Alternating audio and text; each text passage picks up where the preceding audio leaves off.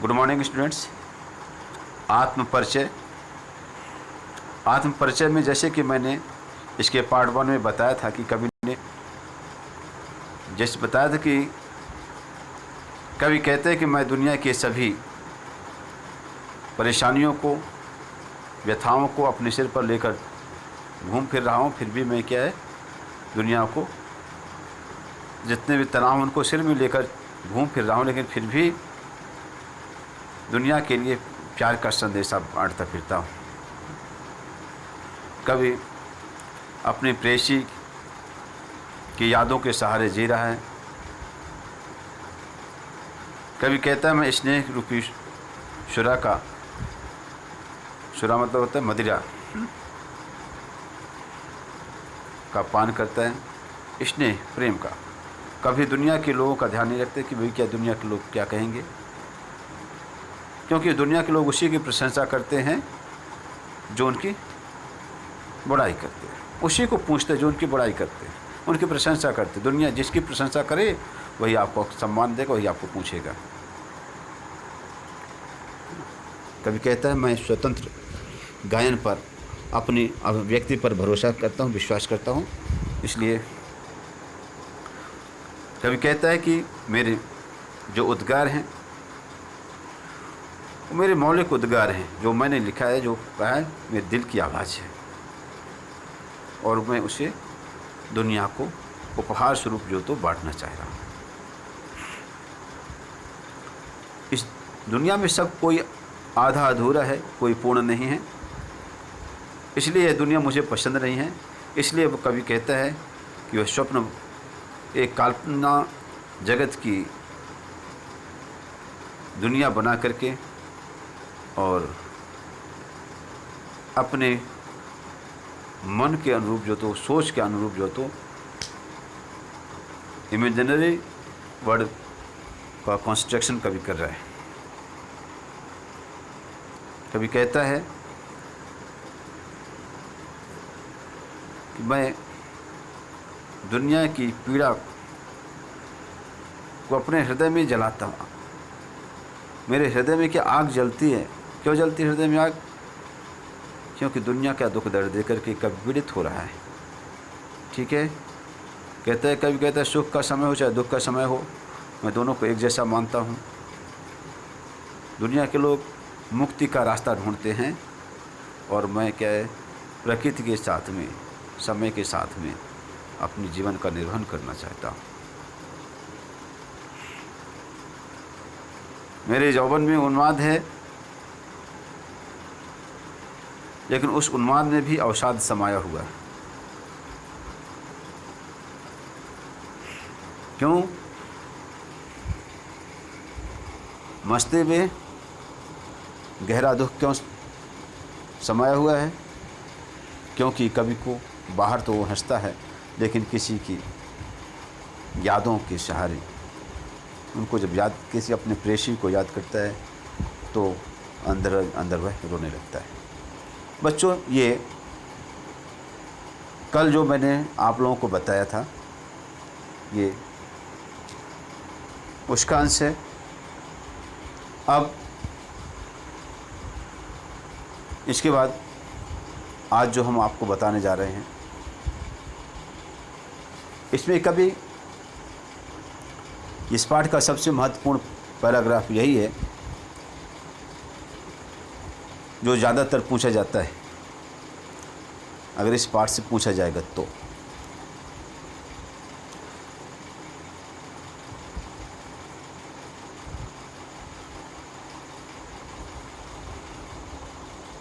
कर यत्न मिटे सब, सत्य किसी ने जाना, नादान वही है हाय जहाँ पर दाना।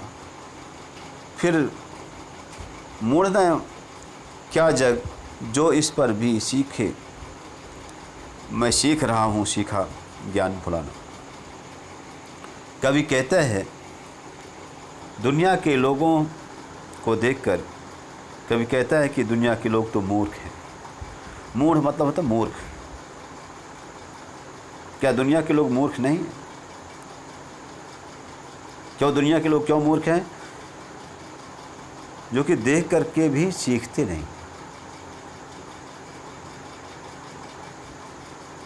देख तो ये जैसे क्या है, जैसे जीवन में मृत्यु एकदम सत्य है, सब कोई जानता है, लेकिन उसे सभी स्वीकार नहीं करते। कभी कहता है कि कर यत्न मिटे शब्द। सभी ने प्रयास किया, बड़े बड़े महात्माओं ने, बड़े बड़े विद्वानों ने, बड़े बड़े धर्माचार्यों ने, सभी ने प्रयास किया, पर क्या किसी ने सत्य की खोज की? दुनिया में सत्य क्या है? क्या किसी ने उस सत्य को पहचाना? अर्थात किसी ने नहीं पहचाना। क्योंकि सत्य क्या है और असत्य क्या है, पुण्य क्या है, पाप क्या है, ये सब अच्छा क्या है, बुरा क्या है, ये व्यक्ति इस दुनिया में और समाज है, अपने निजी स्वार्थों के आधार पर उसको परिभाषित करता है। जैसे कि एक व्यक्ति है, एक फौजी है, अगर वह अपने घर में आया, सर्विस से हट करके, सर्विस में नहीं है, अभी ड्यूटी में नहीं है, और किसी सिविलियन को उसने मार दिया, तो उससे क्या होगा बच्चों? उसे 302 की धारा के तहत आजीवन कारावास मिल जाएगा, 14 साल की सज़ा हो सकती है, आजीवन कारावास हो सकता है, फांसी की सज़ा मिल सकती है। लेकिन वही फौजी जब सरहद पर एक नहीं 10 लोगों को मारता है तो उसको इनाम मिलता है, उसको प्रमोशन मिलता है। तो क्या है, क्या उचित है, क्या अनुचित है? भाई एक की हत्या किया और 10 की हत्या की, तो किसे? आदमी ने। इसका मापदंड किसने बनाया? आदमी ने बनाया है। और क्यों बनाया? अपने स्वार्थ के आधार पर, अपने निजी स्वार्थ के आधार पर आदमी ने क्या किया? नए नए मापदंड बनाए। तो सत्य क्या है? कभी कहता है आज तक सत्य की खोज में बड़े बड़े विद्वान क्या है, अपने जीवन को निछावर कर गए, लेकिन आज तक उसे नहीं पहचान पाए, नहीं बता पाए। यह दुनिया बड़ी विचित्र है।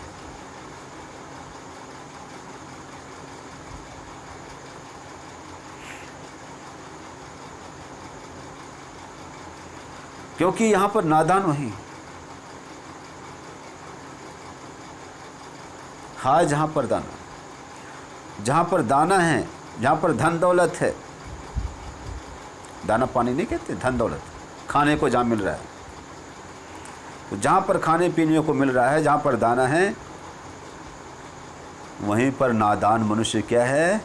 ना समझ मनुष्य जुटा हुआ है।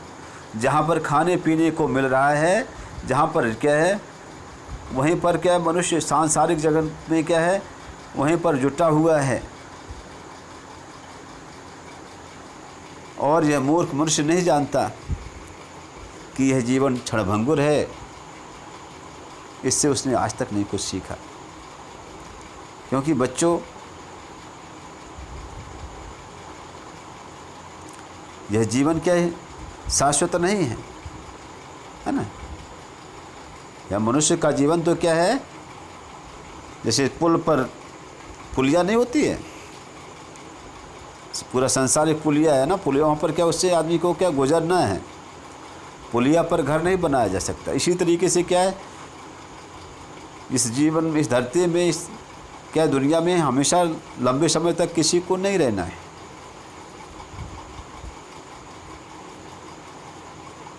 और दुनिया के लोग यही सीख देते हैं, क्या है? यही कहते हैं भाई नहीं, जहाँ पर दाना है, जहाँ पर धन दौलत है, जहाँ पर पैसे कमाई है, वहीं काम करो, वहीं पर जुटो। तो कभी कहता है मैं कभी इस सच्चाई को जान गया है, और वह कहता है कि मैं क्या है, इतनी तो मूर्खता नहीं करूँगा।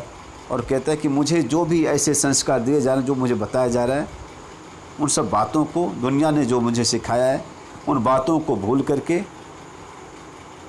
मैं नादानी का काम नहीं करूँगा। ठीक है, मैं सीखा हुआ ज्ञान को, यहाँ पर देखिए, मैं सीख रहा हूँ। क्या सीख रहा हूँ? सीखा ज्ञान भुलाना। आदमी क्या है, सीखा हुआ ज्ञान को क्या भूलना चाहता है कभी? कौन सा सीखा हुआ ज्ञान? जो पीढ़ी दर पीढ़ी लकीर के फ़कीर की तरफ समझाते चले आए हैं, उस बात को कभी भूलना चाहता है।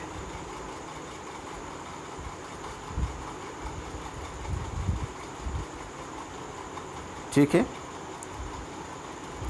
तो इस तरीके से इस पद का मतलब ये हुआ, कभी ये कहना चाहता है कि इस दुनिया में, ठीक है, अनेकों लोगों ने क्या सत्य की खोज की, अपने जीवन को क्या है निछावर कर दिया, लेकिन सत्य को कोई नहीं पहचान पाया। इस दुनिया में जहाँ पर दाना है,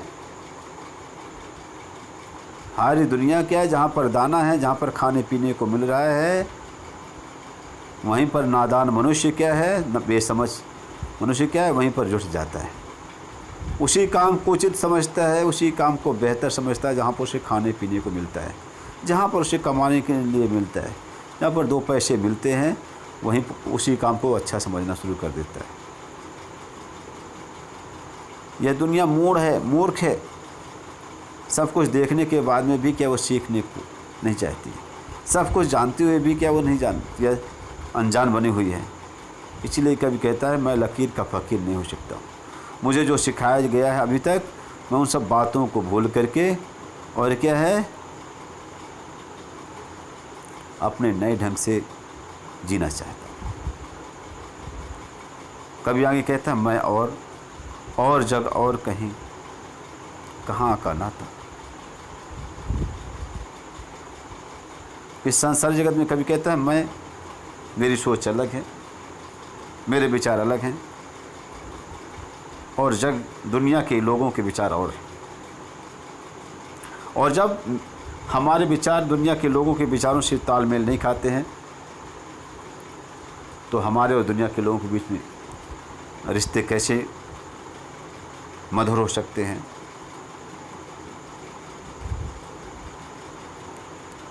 तो कभी कहता है कि सांसारिक जगत से और हमारा रिश्ता एकदम अलग है, क्योंकि सांसारिक लोगों की सोच अलग है और मेरी सोच अलग है, उनके विचार अलग है, मेरे विचार अलग हैं। वे लोग क्या लकीर के फ़कीर हैं, वो अपने दुनिया में मस्त रहने वाले लोग हैं। लेकिन कभी कहता है मैं तो क्या है बना बना कितने जग रोज मिटाता। लेकिन कभी कहता है कि मेरे कल्पना लोक में इमेजिनरी वर्ल्ड को बना करके और उसे क्या फिर डिस्ट्रॉय कर देता हूँ। माने कल्पना लोक में दुनिया को बना करके और उसे समाप्त करना। इस दुनिया के लोग क्या करते हैं, इस धरती में क्या जोड़ते हैं, जग जिस धरती पर जोड़ा करता वैभव। सांसारिक लोग क्या करते हैं, इस धरती पर धन दौलत कमाना चाहते हैं, पैसे दाम उनको चाहिए। लेकिन कभी कहता है कि मैं इस धन दौलत को क्या है अपने पैरों से ठुकरा देता हूँ। मुझे पैसा धन दौलत नहीं चाहिए।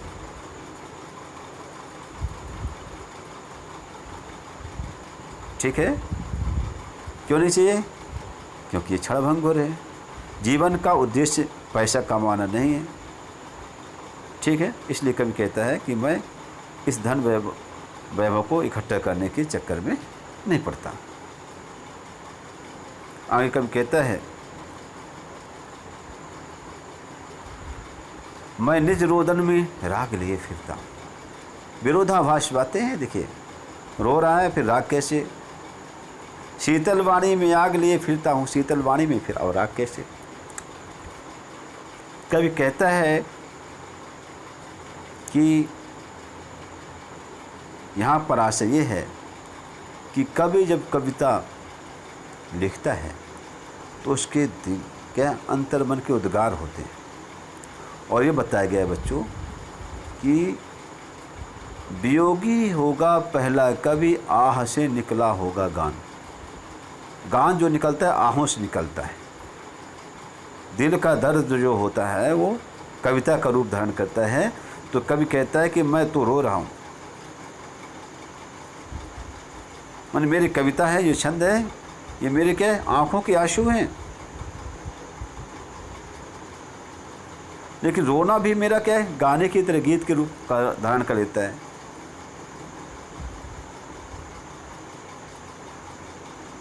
मेरी वाणी जो मैं सहज ढंग से जो बात मैं कहता हूँ उसमें क्या है, आग लगाने की क्षमता है। मतलब क्या है, कवि की सिंपल सी बात में क्या है, समाज में जो कुरीतियाँ हैं, समाज में जो बुराइयाँ हैं, वो नष्ट करने की बात के भावना मन में जाग जाती है। तो कवि कहता है कि शीतल वाणी में आग, क्या मतलब ये है। रोने का और राग का मतलब समझ गए अब क्या है कि रोना माने दिल के वो जो उद्गार हैं, दिल की जो पीड़ा है वो कविता के रूप में आती है। उसको कवि ने कह दिया कि मेरे क्या है, दिल की पीड़ा भी गीत का रूप धारण कर रही है। और शीतल वाणी में आग का मतलब क्या है कि कवि की सहज बात से जनता में जो भी बुराइयां हैं, समाज में जो बुराइयां हैं, वो क्या है, लोग क्या है, उनको नष्ट करने की क्षमता किस में होती है, उस कविता में होती है। लोग उससे प्रभावित होकर के समाज की उस बुराइयों को नष्ट कर देते हैं। तो शीतल वाणी में आग का मतलब ये है कि मेरे सहज ढंग से कही गई बात में भी क्या है, बुराइयों को जलाकर खाक करने की क्षमता होती है कवि की कविता में। तो आगे कवि कहता है,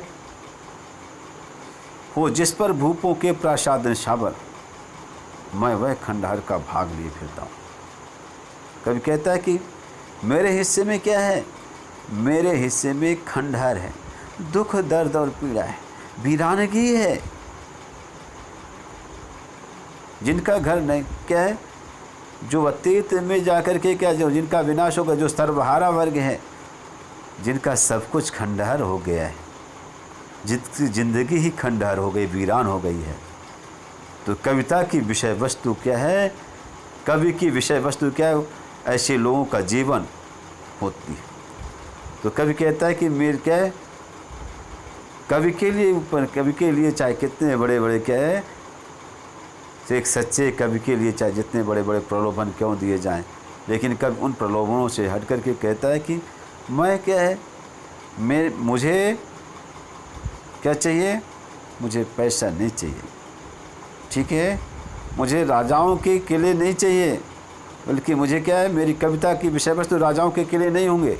मेरी कविता की विषय वस्तु क्या है, सर्वहारा वर्ग, जो क्या है, जिनका जीवन खंडहर हो गया है, वीरान हो गया है, ऐसे गरीब सर्वहारा वर्ग की ही मेरी कविता की विषय वस्तु होंगी,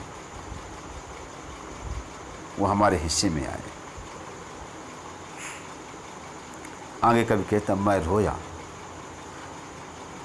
रोया, इसको तुम कहते हो गाना, मैं फूट पड़ा, तुम कहते छंद बनाना, क्यों कभी कहकर संसार मुझे अपनाए, मैं दुनिया का हूँ एक नया दीवाना। कभी कहता है मैं दुनिया का एक नया पगला हूँ। दीवाना का मतलब पागल भी होता है। दुनिया के लोग मुझे कभी नहीं मानते, क्या मानते, मुझे पगला कहते हैं, पागल है।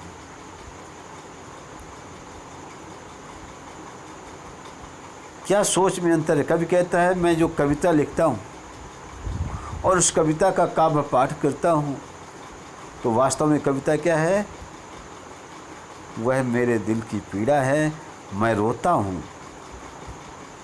उस कविता में, रो रो कर अपनी व्यथा को कहता हूँ। और क्या है, आम आदमी क्या समझता है कि वाह कितनी सुंदर गाना, क्या कितनी सुंदर कविता पढ़ रहा है। कभी कहता है मेरे अंतर मन की पीड़ा फूट पड़ती है, और आम आदमी क्या कहता है, वाह कितना सुंदर छंद है, दाद देता है, प्रशंसा करता है। आगे कभी कहता है मुझे दुनिया के लोग कवि कह कर के क्यों स्वीकार करें, क्योंकि मैं तो क्या है, एक नए ढंग का क्या पागल व्यक्ति हूँ, दीवाना व्यक्ति हूँ। दीवाना का अर्थ होता है पागल। आगे कभी कहता है मैं दीवानों का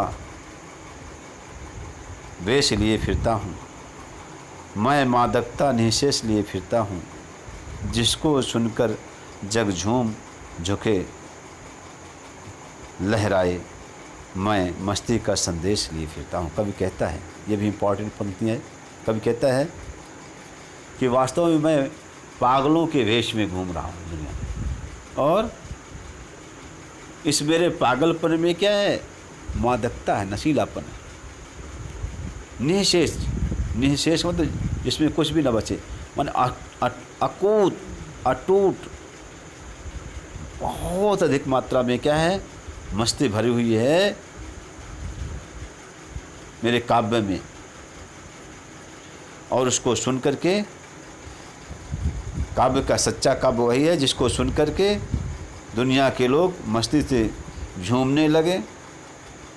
ऐसे मस्ती भरा संदेश, मौज मस्ती से भरा संदेशा लेकर के कवि कहता मैं आया हूँ।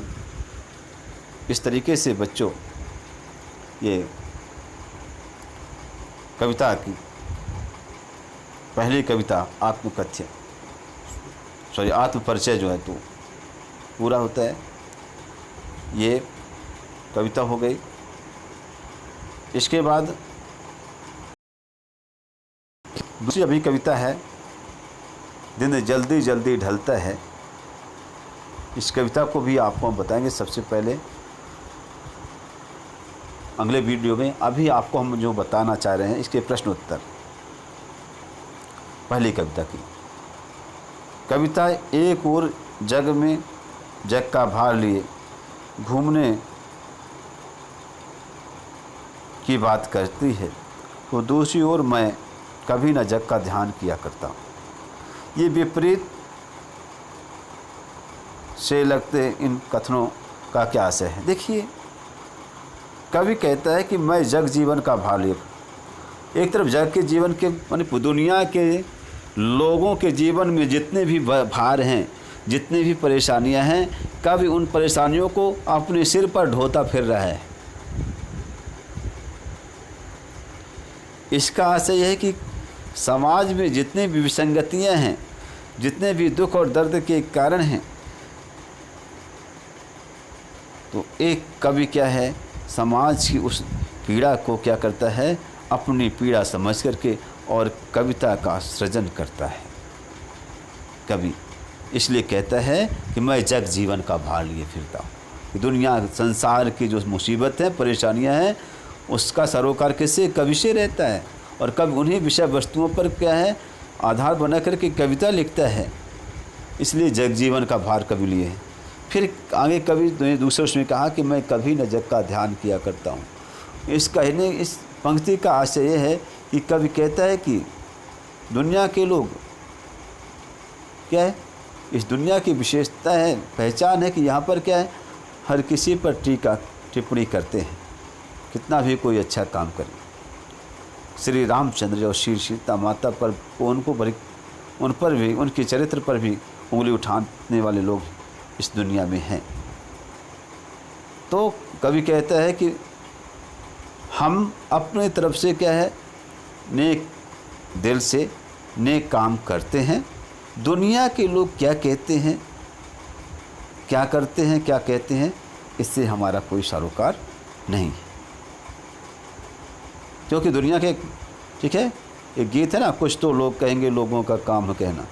तो लोग क्या है, कुछ भी करोगे तो कुछ ना कुछ तो टीका टिप्पणी सब लोग करते ही हैं। इसलिए कवि ने कह दिया कि मैं दुनियादारी, लोग क्या सोचेंगे, क्या कहेंगे, इस बात को मैं क्या है, जो मेरे दिल में, जो मुझे अच्छा लगता है, मैं वो काम करता हूँ। मैं दुनिया के कहने पर और दुनिया की वाहवाही लूटने के चक्कर में मैं कोई ऐसा काम नहीं करता हूँ। कवि के कहने का मतलब ये है। जहाँ पर दाना रहते हैं वहीं नादान भी होते हैं। कवि ने ऐसा क्यों कहा होगा? देखिए, कवि कहता है जहाँ पर दाना होता है वहीं पर नादान होते हैं। जहाँ पर धन दौलत नहीं, क्या दाना पानी उठ गया, माने ठीक है, माने जहाँ पर भोजन की व्यवस्था होगी, जहाँ पर खाने की व्यवस्था होगी, ठीक है, जहाँ पर वहाँ पर ही क्या है, नादान लोग क्या है, ना समझ लोग क्या है, उसी जगह पर ठहर जाते हैं। जहाँ पर कमाई की जगह है, इस दुनिया में संसारिक लोग क्या करते हैं, वहीं पर जाकर के डेरा जमा करके बैठ जाते हैं, उसी काम में जुट जाते हैं। जबकि कभी का मानना ये है कि ये संसार क्या है, शाश्वत नहीं है। ठीक है, संसार एक पुलिया है, इससे गुजर जा, यहाँ पर रह क्या घर बनाने की कोशिश मत कर। कभी का मानना ये है कि जहाँ पर क्या है, जहाँ पर दुनिया में खाने पीने को मिलता है वहीं पर लोग जम जाते हैं। दूसरा इसका अर्थ क्या है, दूसरा निकाला जा सकता है, जहाँ पर क्या है, मूर्ख पढ़े लिखे लोग होते हैं वहीं पर मूर्ख होते हैं। तीसरा क्या है, जहाँ पर धनवान होते हैं वहीं पर गरीब होते हैं। ऐसा अर्थ और निकाला जा सकता है। लेकिन क्या मेन चीज़ क्या है कि जहाँ पर क्या खाने पीने क्या है को मिलेगा, वहीं पर क्या है, नादान मनुष्य क्या है, जुट जाएगा। इसलिए कवि ने कहा कि उनके समाज में क्या उन लोगों को इतने क्या अज्ञानता भरी हुई है कि यह जीवन क्षणभंगुर है, वो इस बात को नहीं समझ पाते। आगे कभी कहता है, मैं और जग और कहाँ का नाता। पंक्ति में और शब्द की विशेषता बताइए। मैं और, मैं दूसरा हूँ, मैं अलग हूँ, यहाँ इसका अर्थ ये है। और मतलब एंड, जग और दुनिया के लोग अलग हैं। कभी कहता है मेरी सोच अलग है, दुनिया के लोगों की सोच अलग है।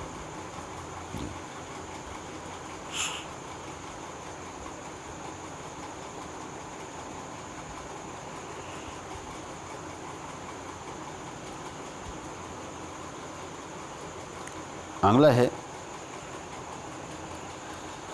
शीतलवाणी में आग से के होने का क्या आश्चर्य अभिप्राय में। इसके मैंने बताया था कि शीतलवाणी में आग का मतलब ये है, कवि की सहज बात समाज में परिवर्तन लाने के लिए पर्याप्त है।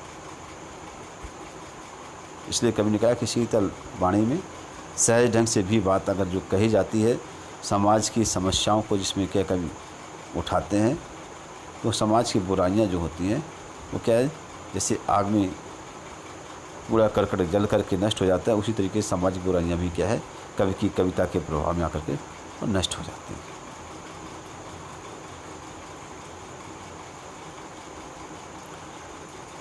तो इस तरीके से बच्चों, यह आपका पार्ट 2 पूरा हुआ। अभी इसका पार्ट 3 बकाया है। आप लोगों को होमवर्क में क्या है, ये प्रश्न जो मैंने आपको बताया है, पाठ को पढ़ना है, मैंने प्रश्नोत्तर बताए हैं, आप लोगों को समझना है और समझ करके उत्तर लिखने की कोशिश करना है। कोशिश करिए, ऐसा ना करिए कि भाई हम आपको बता दें और आप उतार लें। अगर आप ऐसा चाहते हैं तो हम आपको आंसर्स भी लिख करके दे देंगे, लेकिन क्या है, हमारा मानना है कि अगर आप क्या इसे अपने ढंग से आंसर लिखने की कोशिश करें तो बेहतर होगा। Okay students, thanks.